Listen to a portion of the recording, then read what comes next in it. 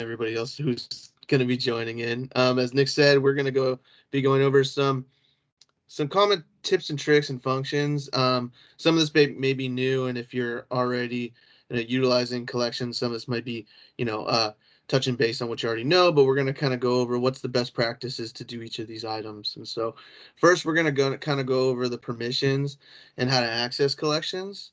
So I'm going to go straight into that. So permissions for collections, there's a couple things to know. So if you do have collections installed and possibly you have users who aren't using collections but are still creating AR invoices, we want to make sure that when providing permissions, that those users still have the ability to um, add checked as true in the collections process and error log section of the collections permissions, as well as edit checked as true on AR invoices. The reason for this is even though they're not going to be creating collections cases or working on collections, there's an error log that collections utilizes, and we'll need to update invoices and create entries within that invoices record. So that permission needs to be allowed. Um, those should be also be enabled for a collections user. Just a note on that. But as far as a collections user, there's about two ways to set up the permissions and roles, and we have it separated based off of a role. So either a manager, who would be considered the admin, or the analyst, who would be considered just the normal day-to-day user, right? And so an admin would want to have more permissions and be able to do more than obviously an analyst would. So the way we would set this up is we would navigate to the collections role and edit those permissions so that a manager can be able to add, edit, and delete object actions and menus, while an analyst user would only need to be able to list, view, add, and edit, right? So we don't want to give them uh, deleting permissions. So I'm just going to jump into Intacct really quick and show that. So we'll go to company, we'll go to the collections role, we'll go ahead and look at their subscriptions here. And so quickly, I want to show the AR. So we did want to make sure that in invoices, they had the ability to add and edit, even if they're not a collections user. And that's just so that they can, if they're creating AR invoices, we want them to be able to use that log. But collections users should also have this add and edit in invoices. And then in collections, as a manager, we would want to give them all permissions. But as a analyst, we would only want to give list view, add, and edit permissions to an analyst or a user. Okay, so just best practice. The next thing is you can give the specific role to a collections user. Additionally, you could add the collections role to an existing role. So the same, we can go in and we could edit the role, or we can give it to a specific user. So if I wanted to give this user the role, we can just do that as well and give it the collections role. Again, if we wanted to add the collections functionality to like an AR role already, we could just edit that AR role, edit the subscriptions as we showed earlier. So we would just go to that role and say we wanted to edit the role for the controller. We can edit their subscriptions and give them collections role as well. So like any other module within Intacct. Okay. The last thing regarding permissions and roles uh, is employee users versus business users. So you can have access to collections as an employee user. So there's no need to have an additional business user, with an exception. You cannot perform financial transactions. You cannot stop dunning notices, and you can't edit the customer records. So you could view a lot of the collections information, but you're not going to really be able to stop any dunning notices or work on that way. So just the small differences between an employee user and business user. Okay, I'm going to go into the next section, which is going into how to create and whitelist and test. So one of the important things, and again, some of you may have already experienced this, but when you have collections initially installed and set up, you want to be able to test it in your environment and test it so that dunning notices and are going out correctly and statements are going out correctly as well. You want to test your settings as well as your templates. And so what the collections module has allowed is us to set up a collections whitelist mode, which basically makes it so that none of your customers will get random emails during your testing unless their email is included in the whitelist. And I'll go through that right now. So um, the way you would do that is you would go into the collections module and then go into the testing emails whitelisted, uh, uh, the whitelisted controller there, and then you would hit the plus sign and you would add this whitelisting. So we could do that here now, okay? And the way that works is you would go to collections, testing emails whitelisted, and you could add a whitelist or you could edit one that already created. Let's go ahead and just edit the one that's already created because I know it's here. And so we see that this has a list of emails in this whitelist, and what that means is if the customer contact has these emails, then these emails will get emails sent out like dunning or statements. If they're not included, if the customer has emails not included in this whitelist, they will not receive emails. And you could enable and disable this. So let's go ahead and edit this. As you can see, I have quite a number of emails, and so since you'll be doing the testing, you want to include yours. You could include as many as you want as long as they're separated by the semicolon. And then you could enable or disable this. Okay, and so again, when enabled, any notifications will be sent to customers who have their email included in here. Any that do not will not receive an email. One caveat here, though, just because we have this enabled, um, doesn't mean cases will be created. Doesn't mean that cases won't be created. So even though we're only sending emails, cases will be created for invoices and customers. Okay, so just keep that in mind as well. So that is how you whitelist. So once you have done this based off of your admin configuration settings, you'll want to make sure that the proper contact is updated with your email or an email located within the whitelist, so that way you can receive those emails. And so we would get delivery preferences. So this would be the contact that you would update with the email from the whitelist if it was for dunning, and the same thing would be for statements. So if it's the primary contact, you'll make sure that the customer's primary contact is an email from the whitelist, and then they'll be receiving during your testing. Okay. The last thing is during your testing, if you do have this setting set to consolidated, and for some reason maybe you don't get an email and you were expecting an email through your testing, it could possibly be the stage, since we're going by consolidated, which is based on the oldest due. You may have an invoice that's way past due and the final demand has been sent, and so that's maybe why your dunning hasn't been sent out. So just keep that in mind. Stages do impact the process. And so what you would do, and I'm going to go into a little bit about testing here, is the process would be you would create your email whitelist, then you would create your test customers that include the whitelisted emails with that bill to contact, either the primary or the bill to, based off your settings.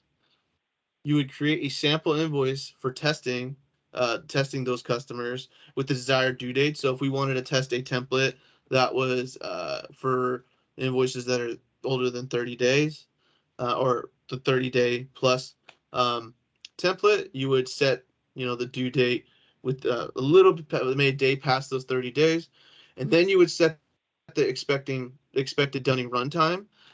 So let's go back here really quick. Sorry. So the dunning runtime, you would set this here so that you would get that email at the time you expect. This is UTC. So if you're on the West Coast, it's 8 hours difference. So we would set that dunning runtime, save, and then we'd go ahead and wait for that email to come by. The whitelist sends emails only again to those emails whitelisted. And again, a case will still be created for open invoices. Okay. And so that's one way to test the dunning. There's also an ability to test by using manual emails, which I will show you a little later in the webinar. Okay. Here's when you get the slide deck, here's a little cheat sheet process flow on how to actually test. So as I mentioned, you would create that whitelist. You would create those test customers with the correct email address. So again, you would set that email address to be one of the emails included on the whitelist. And then you would create those invoices with the appropriate due dates to give you the expected results. So if we're looking for a dunning notice that is 30 days or older, we would go ahead and set that invoice to be due 31 days past due. Uh, Create and activate collections, which should already be done, and then set the expected runtime within the dunning notices in that collections admin configuration. And then you wait. You wait for that email to come, and then you check the expected results. Then based off that, you adapt. You either change the dunning template or change how you want things to roll, and then you could once again change the timing of the dunning notices and redo that process again. And then that is it. Once you are ready to go live with collections and start sending your emails to your customers, all you would have to do is navigate to that testing emails whitelist record and disable it. So just uncheck it, save, and now collections is live and rolling, and your customers will be getting emails. Okay. So the next thing I wanted to talk about, and again, there's going to be time for QA at the end. We're going to talk about how to create and assign a collections user. Okay, and so a collections user can be a manager or an analyst, and a collections user can be assigned to specific customers. And so when you do that, when you assign a collections user to a customer, any cases built created in the future for that customer will be assigned to that collections user. Okay. One thing to note is if there's already existing cases and then you assign a collections user to that uh, customer, the previous cases won't be updated, right? And if again, and additionally, if you have a user assigned to cases and then you switch the users out on the customer record, which I'll show you right now, it's not going to update previously existing cases. So just keep that in mind. Okay. And so similar to the whitelist, there's going to be a component where you could add users. So you would navigate to collections module, collections user component, and then go ahead and add. And then you could select an Intacct user uh, to assign to customers, and you can assign them a role, whether it be analyst or a manager. And I could show you right now. So let's go ahead and take a look.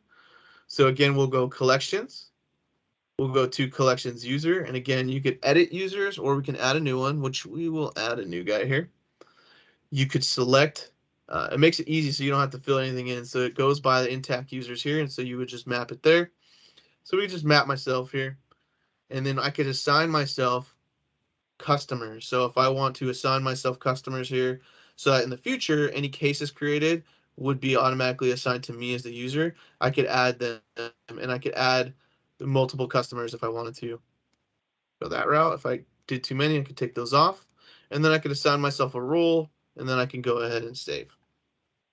Okay, and that is how to click a user. Actually, let's go ahead and show you if for some reason you created a user and you wanted to manually go to a customer record and add the user and the customer. We can go to accounts receivable. We can go to customers, and let's just choose this one. We'll go to view, collections, and if I scroll all the way down, actually, I'm sorry, we go to edit. Apologies. Collections. I can go here and I could choose the collections analyst. So you would edit the customer and you would choose an analyst. And right now we have Deborah Van Horn as an analyst here. We can get rid of her or replace her with a different analyst. Once this populates, give it a set. There we go. And we could choose a different analyst or manager if we wanted to. Okay. So that is how you would use a collections user. Again, to note, you can switch users in or out. Just know that any existing cases will not be updated with the new collections user. Okay. Right. And you could also do this from the case as well. And I'll show you in a second once we start getting into cases. Okay. So how to create and use notes. So there's going to be a couple spots here where we're going to talk about how to create and use notes and use tasks. First thing, what we recommend is when working on collections and working within different cases, we recommend that you work within the case itself. And there's a multiple ways you can get to the case. Again, I'll show you the different ways. Usually you could use a dashboard if you're using dashboards. If you're not using dashboards and maybe you're working off like a AR aging of some sort, then you can get to the case versus via the customer record. But whatever you do, we do recommend that you work from the case. And the reason is this for this is because when you're creating notes or tasks or maybe approvals or documents, when you're not working in the case, a lot of the fields that require you to input information are not automatically populated. So if you were to create a note and you didn't refer to the case, then that note kind of just exists, within the collections module, not really associated to anything. So when you create it within the case, though, it automatically associates to that case and that customer and links, right? It has a home. And so that is why we recommend the best practice is to work within a case. But as I mentioned, you can create notes within the case. If you wanted to, you can go to accounts receivable and edit the invoice and add a note there, or accounts receivable in the customer and you got a note there. But again, we recommend that we go to the case. Okay. And so there's a couple options when you go there, and we're going to go and create I'm not a case, I'm sorry, create a note. We're going to go and create a note in a second here. But as I mentioned, notes are associated to customer. So you can, when you're in the note, you can click on the looking glass. When you're working from the case, that's automatically populated. You can add a subject line, so you can give a unique indicator subject of what the note is. So maybe we spoke to the customer said they'd call us back, return call of some sort. A description, we can give a description of the note that we're in turn. So maybe we can put notes there of our last conversation with the customer, and maybe we need to change a contact or something. Type, there's a couple different type of notes, and actually let's go in there. There's other currently and promise to pay. Let's actually go in and take a look at a note. So as I mentioned, we can go through a dashboard or by the customer record. So let's show you both ways. And so if I went into my dashboards and to the collections analyst dashboard, you'll see that a lot of my dashboards here have a link to the collections. And so for Gilead Sciences, if we clicked on here, it would take us directly into the case that we're looking for. And from the case, as I mentioned, you're able to see all the case information, all the invoices, all the payments that were made, any advances or overpayments, emails or dunning notices that were sent. And then again, here, notes that are associated to the case, tasks, and approvals or any documents. Okay, so you can get there from the case, from the dashboard. Additionally, we can get there from the customer record. So if we were to view, go to the collections tab, we could see basically all the info regarding this customer. At the very top, you'll see cases, and that's the same case we're working with. If we clicked on that, it would navigate us directly to the case. Okay, so a couple ways to get to the case, but again, you want to work from the case. So now that we're here, let's go ahead and create a collections note.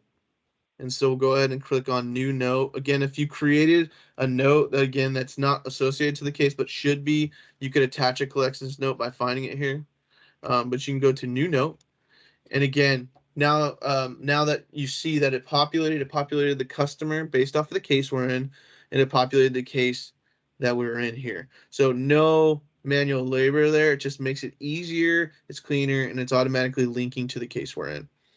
As I mentioned, we're able to put a subject here, so we'll just put test 4. Description, this is for the webinar. Any type of description that you'd like. Again, there are 2 options currently for type of note, and we're going to be adding more in the future. Other or promise to pay. When we put other, we don't add anything in there. But if we go to promise to pay, there's a couple options that do populate. So for a promise to pay, we want to make sure that we notate what's the promise to pay date. What date did they promise? And if we talk to a customer, let's just say end of the month, we click end of the month. Promise to pay confirmed, and this could be that we confirm that the customer will be promising to pay, or you can use this to confirm that a manager's looked at this and confirmed they agree with this date. They can check that or not.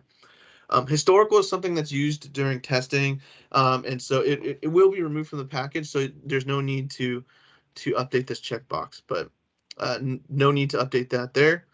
AR invoices, if you have a note that you want to associate to an invoice or multiple invoices within the case, you can definitely do so. you can select the looking glass here. Something to note though, this is currently showing all invoices that are in the entity. So what you'll want to do is search by that customer ID, and it's going to show their invoices. So we'll select there, and now we can see all those open invoices, and we can select 1, 2, 3, multiple if we wanted to, and if we didn't want them anymore, we could take them off as well. Case, as I mentioned, is already populated because we are working from the case. And then lastly, if we wanted to, we could add an approval. And again, you could have approval already created and you would just have to search for that approval if it's not already linked.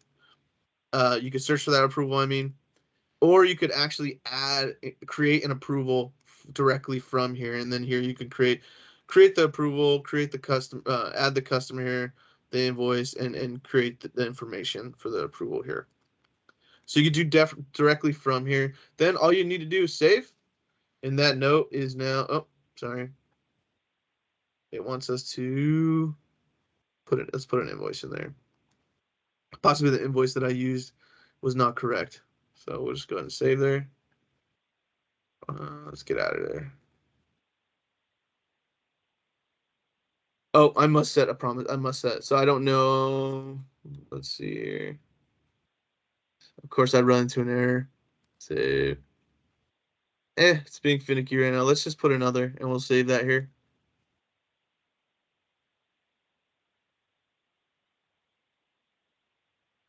Oh, you know what? I'm sorry. It's because I already chose a promise to pay for this. So if I go back into my case, let's go back. Sorry. We'll go back to my case.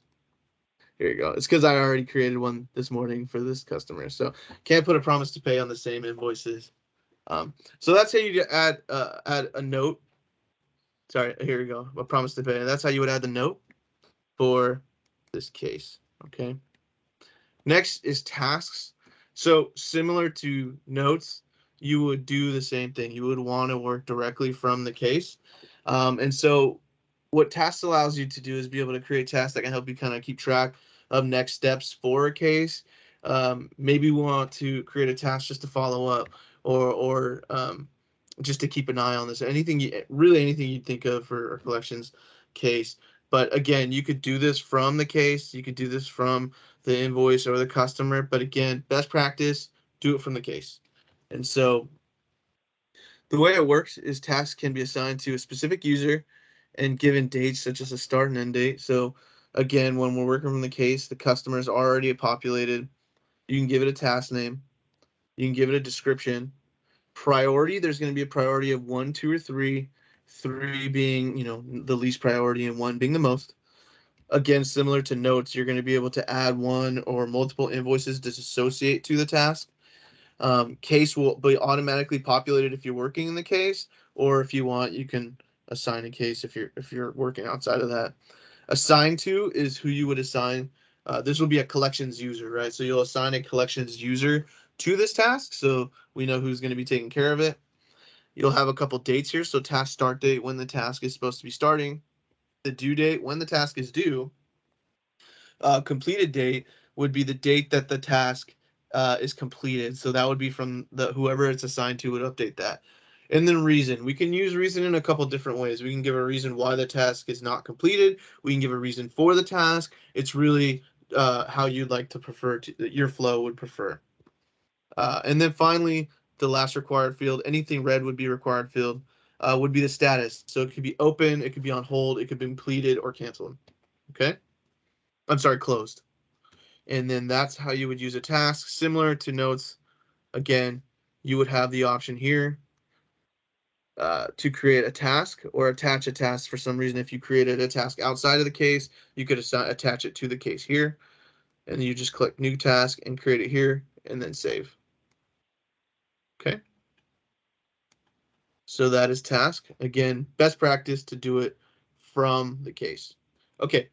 So we're going to go over to setting here. So dunning by per invoice versus consolidated invoice, consolidated based on the oldest invoice. So this is a setting, and it's one of the first, actually it is the very first setting you will see in the collections admin configuration. And so I see a lot of things come over and just some understanding of this, and so I want to make sure we make it clear just as a tip. And so what collections allows is you to send a dunning notice either per invoice or consolidated based on the oldest. And so what that means is if it's per invoice, then that invoice will function independently of any other invoice, right? So if I have dunning notices that are intended to be sent out, if it's 30 days or older, that is the first dunning notice that gets sent out. Then if that invoice gets older than that 30 days, it'll get sent that template, that first dunning notice after that, those 30 days, okay? Independently. When you're using consolidated based off the oldest invoice due, it sends dunning notices based off of the oldest due invoice. So if I have two invoices in the system, one that is, say, 60 days older and one that is now just coming over the 30-day threshold of that first initial dunning template, it doesn't mean that 30-day dunning template is going to be sent because of that newer invoice. Again, it's going to go off that oldest invoice. So the case is created is off that oldest invoice, and both those invoices are included in that case. And so the stage of the collections case is going to go purely based off of the oldest due invoice. Just regardless of how many invoices are there, it'll always go off the oldest due.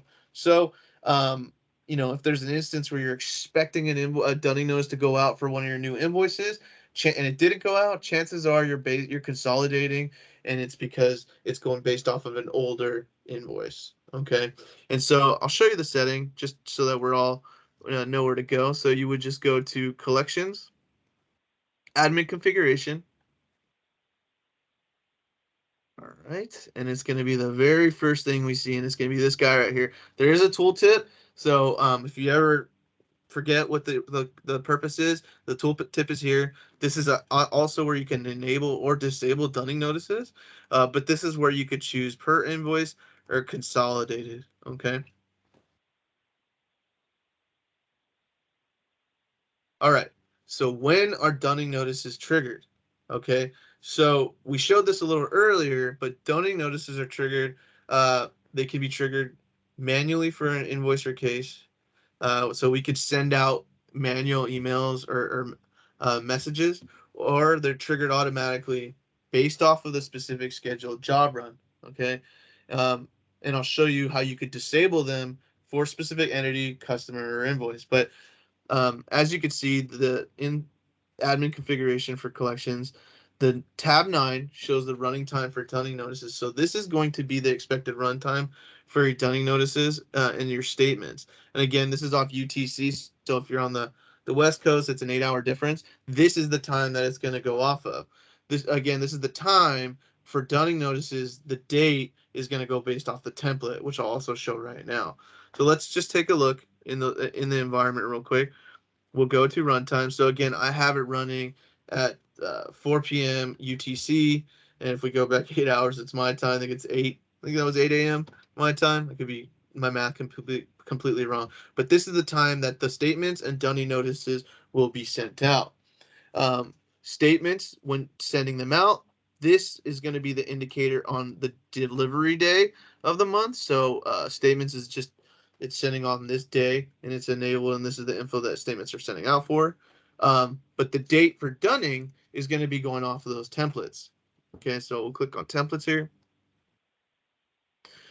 So for dunning notices, they're going to go purely based off of the due days uh, of the template. And so then it'll go off either the invoice or the consolidated, the oldest invoice, and it'll go off there. And so that's when your dunning notices will be sent. So we have the day and we have the time.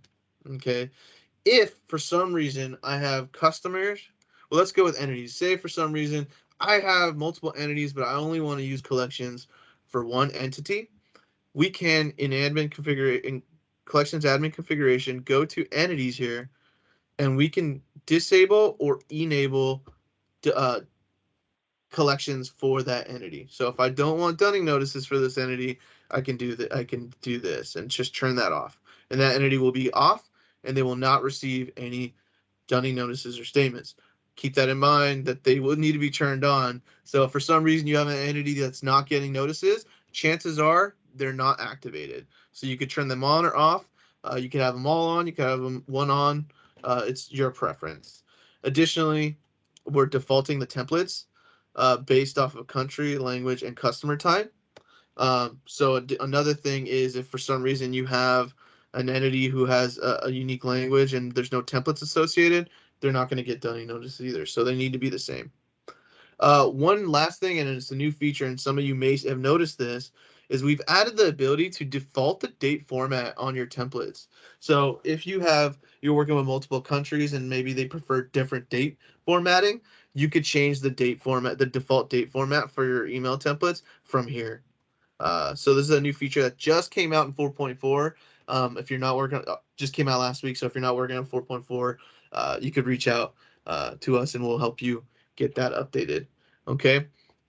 Additionally, as far as being able to enable and disable dunning notices and statements, you could do this you could disable dunning notices for an invoice, or you could do it for a customer. So if we wanted to, we can go back to a customer record, go to customer. We'll just choose this guy here. Let's actually, I'm in this, and let's go in top level real quick. We'll go to the customer. We'll edit the customer collections. Okay, so if for some reason, hey, you know what, I don't want Intelligent Audit to receive dunning notices, I can edit this customer and I could disable their dunning notices here. And so what that does is that overrides the collections module to not send any dunning notices to this customer. I could additionally do the same for statements. If I don't want this customer to receive statements, I can do that as well. A couple of other features since we're here is if I, for some reason, wanted to change who the contact that receives these emails is, I can change it directly here. So for dunning notices, if the default is normally the primary contact, but for this customer, I wanted to go to the bill to or the transaction bill to, I can change it here. So this customer is unique. They don't follow the default settings in collections admin configuration. We could set that here. Additionally, for statements, I could do the same. So if we're normally sending it to the primary contact on the customer record, I could change it to the bill to contact for this customer. So there's some flexibility there. We don't have to send the default preferences to all customers. Um, Additionally, if I had an invoice that I didn't want to receive dunning notices for, I could edit an invoice. I can go to the collections and I could disable dunning notices for this invoice. Okay. So a couple options there as far as when the dunnings go out and how to be able to disable them for either an entity, customer, or an invoice. Okay. This is a fun one. Manually send dunning and statements. So this may be a review, but because the collections module is pretty flexible, it not only sends automatic emails out, but we also have the ability to send manual emails out. And this is going to be a good opportunity because there's a couple new features. And so I'm going to reiterate this again. You're going to hear this through me the whole day. It is recommended to work within the case, even when creating emails. So if you're creating an email, task, notes, adding a document, creating an approval, do it from the case. Again, it's best practice. It's automatically associating that entry to a customer and a case. It doesn't require any you having to find a customer and link a case. It just does it for you, and it's much easier, and it's just best practice. So again, whether you're doing it from a dashboard or from the customer record, get to the case and work from the case.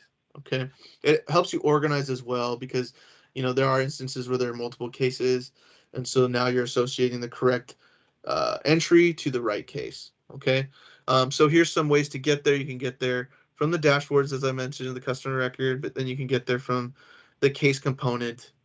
Uh, and so let's go ahead, or there's a dunning notice for collections or emails. But let's actually go in there and let's just break down the manual email. Okay, so I'm going to go back to my dashboard here.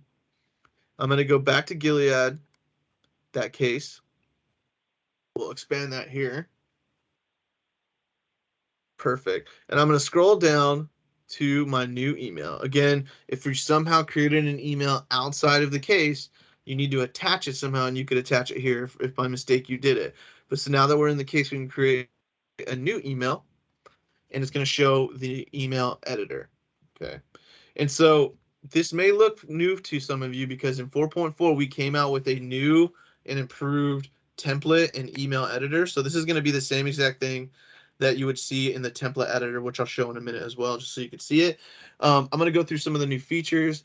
It's a little bit cleaner. It provides some of the same features that you would see in Microsoft Word. What it has added, though, is an optional way to paste from Word. I know there was some concerns before, and now you could paste from Word and retain the formatting that you have in Word. So if you have templates that you created outside of the collections module, you could paste them directly in here, and they should come out. And then again, you could remove font family, and you could add OK, and it should show it here. Again, you have some of the formatting options as you would see in Word. The next thing is insert a link. So the new feature is you could add a link, a URL link here. So if we wanted to, we get google.com. We could add that. We could add text and then a tooltip. And then also we could have it open in a new window, and we can have that populate here. Okay. And then additionally, you could do an email address as well with the subject, text, and tooltip. So URL links and emails are included now. Next is insert image. So you can copy and just paste the image into the body of the template editor. But additionally, if you have an image that exists and you have a URL, you can add the URL here. Okay. Additionally, when you're adding the URL in the URL link, just make sure you add the http://www.google.com. But you could add the URL here, and it'll let you preview it. You have some formatting options as far as size and positioning, and so you could add that here. And then the last thing is there's a preview option now too. So if you wanted to preview your email before sending it out, you can do so. So just some new features that the new template editor has provided, and to make your life a little bit easier as someone who's creating templates or manual emails. Okay, so in the new email screen, you can choose the from that you choose. It's going to automatically populate based off of who exists on the case. But we have this one here. You could have the two. So if I wanted to, I could add myself. I could add more than one person by adding that semicolon, and then I could also add Nick to get the email as well. And you could do as many as you want just by that semicolon separator. We could add a blind CC. We could add a subject line. One thing to note is in the template editor, we are now allowing you to use merge fields in the subject line. I know that's something that some of you on the call may have wanted, but merge fields in the subject line are allowed now. So I'll show that to you in the template editor in a minute. Message type, where we get to choose the type. This is really choosing the templates that we can choose from. So you can manually create a message if you wanted to, or we can take from our template. So we have other, dunning notice, and statement. So let's click on dunning notice here. And then if we click here on the select template, we will now be given a list of our predefined dunning templates. Okay, and so if we wanted to, we could just use our standard notice here and go ahead and add that guy. It's going to update the page and auto-populate that template onto this guy here. Okay, looks like somebody was messing with it here. AR invoices, similar to task and notes, we could add, we could associate this email to multiple invoices and have them included in this. So we could do that and add them here. And then as you can see, the customer and the collections case is automatically populated, and that's because we are working from the case. So that's what you would populate. Again, you could add anything you want off the template. If for some reason you want to add additional information, you can. And you could just write it in from here. You could preview it if you wanted to. Additionally, you could attach files if you have them to attach as well. Okay.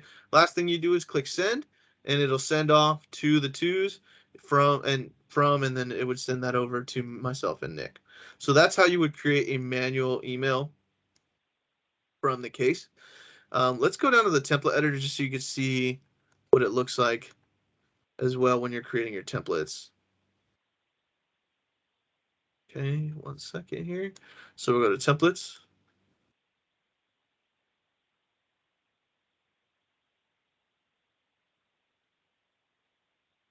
All right. So, and then we can create or edit. Let's just edit a template. In this one, you're going to see it's a little different. It's going to show a pop-up here. And so you'll see the settings here. But as additionally, you can see these merge fields here. And there's something that some of you may be like copying and pasting, but there's no need to do that. A little trick in it. It may not be obvious, but if I wanted to add this merge field here, all I would need to do is just select where I wanted to add and click that button, and it automatically adds that. That's just a little trick. I know I've seen some customers do the copy and paste method. This is just so much easier. So if I want to add a name here, boom, add that name there, and it's there. Okay. Additionally, if I wanted to add it to the subject line, I could do that. You can, again, now add merge fields to the subject line of the email. Okay. All right. Let's get out of here real quick. We'll close that guy. And so we'll go here. All right. So coming soon. That wraps up the tips and tricks, and we'll go through your questions right now. But coming soon to collections, as I mentioned, we added the new template editor. We added the ability to add merge fields to the subject line. We've added the date formatting, so now you could choose the formatting. There's a couple things that we are working on. So a P2P expiration notification. So promise to pay.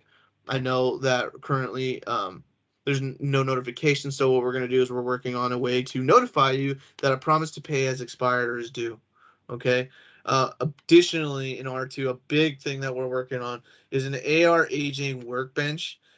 So basically, this is a unique UI that it's a report that shows all your AR aging, and then the ability to view notes and tasks from this UI and drill in from the case. So really, it's another option, whether you're using dashboards or working off the customer record. This is now an additional workbench where you could directly work from here, work on creating notes, following up, and as well getting to the case from there. Next, we're working on some ability to view delivery receipts and get those back to you. Mass update functionality for custom fields. I know that's something that you guys want to do as well. And then lastly, at the end of the year, hopefully, is an integration to allow PDF attachments onto your emails. I know instead of having to manually do that, it automatically add those PDF attachments. So a couple things coming in the pipeline. Very exciting. A lot of these improvements I'm excited for. So QA, and I see a bunch of questions here. And Nick, I don't know, do you want to help me with these, or how do you want to do this here? Yes, absolutely. I was just replying to the first question, and that was related to, what happens if I have a large number of customers that I want to send dunning notice to, but I have an equally large number of customers that I do not want to send dunning to. So there's two ways you can achieve that. One is by assigning a customer type and then using that customer type on the dunning notice as well. And so, the dunning notice will then look for that customer type and send dunning only to those customers. You can also update a checkbox on a particular customer where they can be disabled from sending dunning notices. And so today you could do mass updates by doing a CSV import, but in an upcoming release very soon, you'll have the ability to do like a mass update from within collections. So what that will let you do is create a list of customers that you'd want to update from within collections and just do a mass update, without having to do CSV imports. In terms of the slide deck, yes, absolutely. We'll send that out after today's session, and I believe we'll probably post a version of the deck to the community as well. A question from Darren, during the implementation process, is there a designated contact? So today you can reach out to us via support. We don't, I mean, obviously there's myself and Tim that you can reach out to if you have questions at support is not able to address, but I would ask that if you start by reaching out to support with any questions, and if they're not able to address the question, feel free to ask them to reach out to one of us, and we'll gladly help you. In terms of statements, so question from Chase, can we also disable statements? So yes, there is functionality to, I believe, enable or disable statements specifically as well. That function is on the customer record. And another question from Darren is, how do I find out what version we currently have? So Tim, if you don't mind, it'd be nice if you just bring up your demo environment. There's a couple of different places you can see your version. One is if you go within collections and see the menu within collections, I believe it's under application enablement. You can see here which version of the application that you have. There is another version, which is the version of the platform package that is installed. And you can see that by going to platform services. And Tim, you might need to go to the top level.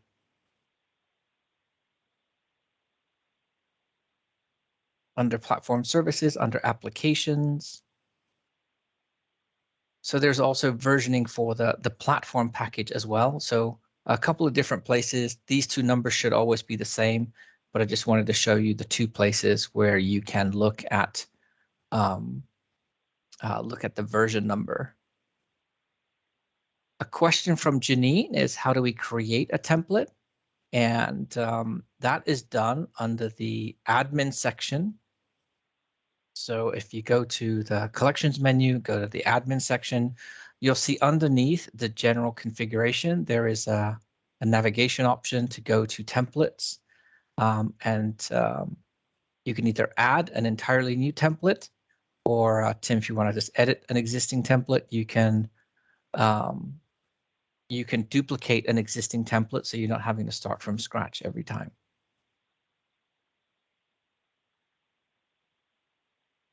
Late fees. So that's a good question. I actually just helped a customer work on that. So the thing about late fees is that they're great in theory, but they can be more of a, how do you say, more moral hazard than actually needing to assess the late fee. So there is a function within Intacct where you can define an AR term to assess a late fee.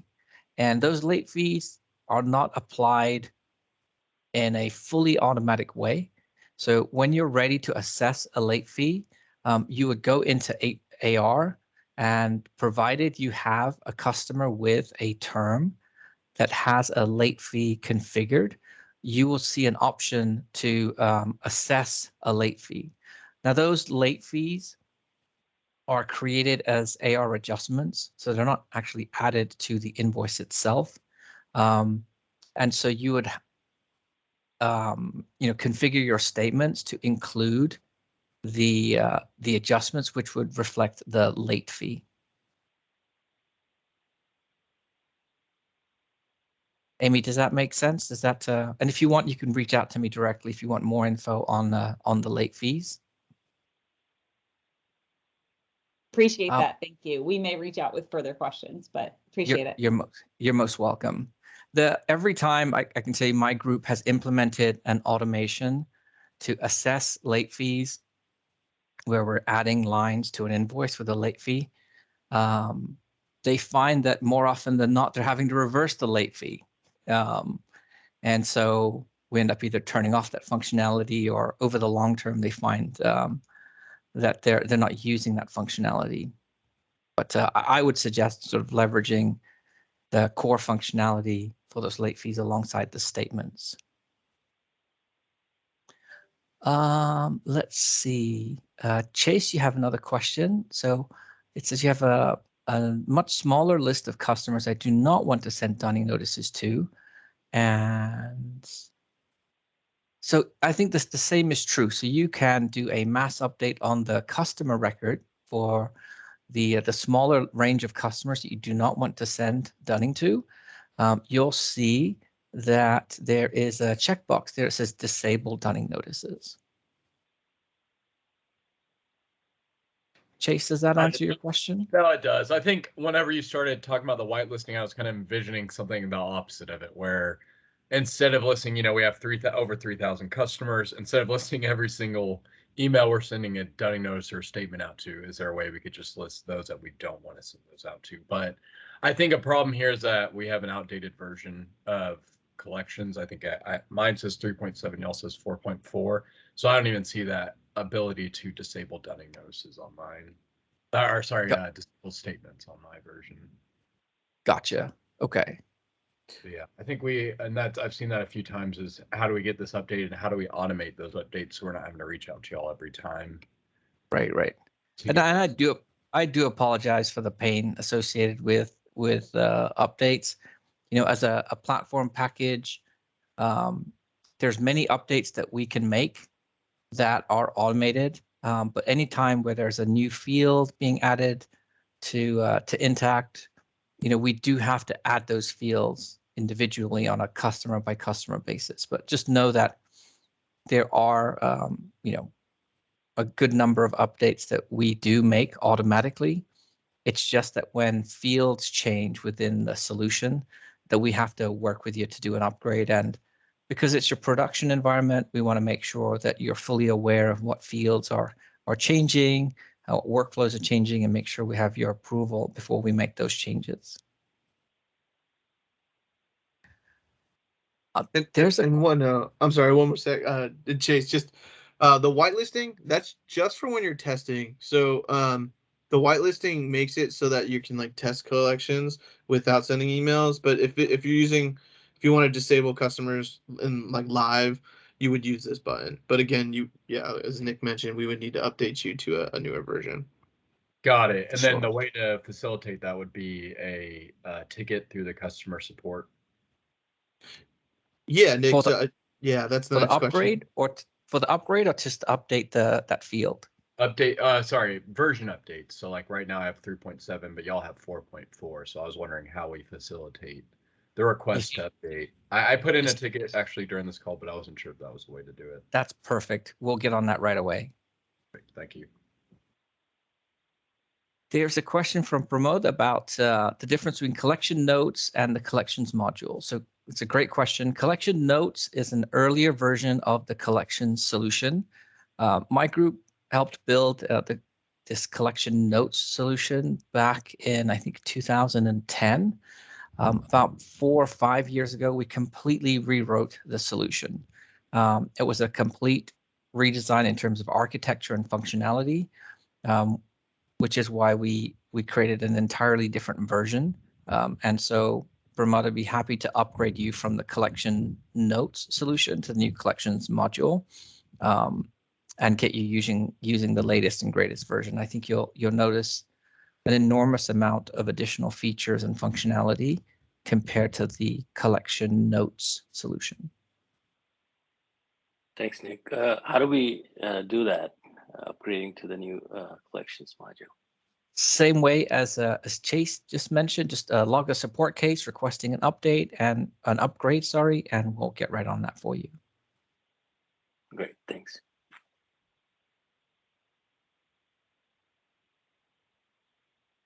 I would also close by making sure everyone's aware within the community there is a dedicated page for the systems integration group where we have lots of good material in terms of updated user guides and release notes about the collections module. I'll put that link into the chat in just a moment.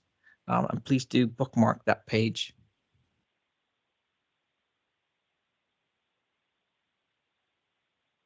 Are there any other questions or comments or any asks for future topics for us to cover?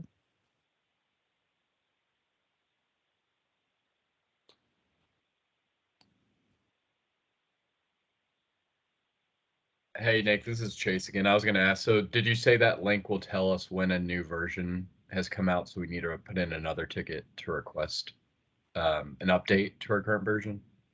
That is correct. You can take a look at the release notes and see if the newer version has, or if the newer version is automatic, or if it requires an upgrade. We try and minimize the need for you to upgrade as much as possible. But sometimes it's just unavoidable. But if you come to this page, you can get an idea when there is an upgrade available that you need to ask for. Understandable. Thank you. Yep. And I actually just requested for the 4.4 information to be updated. So if it doesn't show up there as 4.4, it will be within the next day or two. Perfect.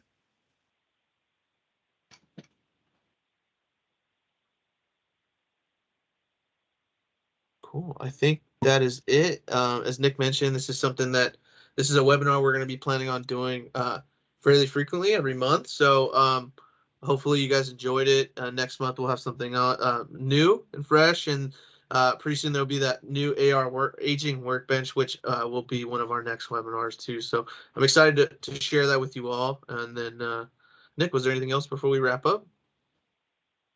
There's one question that came through is, do old invoices get attached to dunning notices?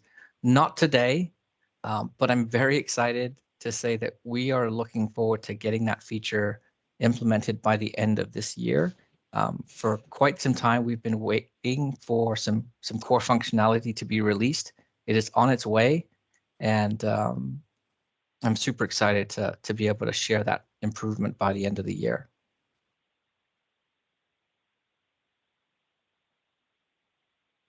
Very cool. Very cool. All right. Well, thank you so much. Yeah. Thanks, everybody. Appreciate it. And then, like Nick said, we will send you over the information from today's call. And then we hope you have a great rest of your day.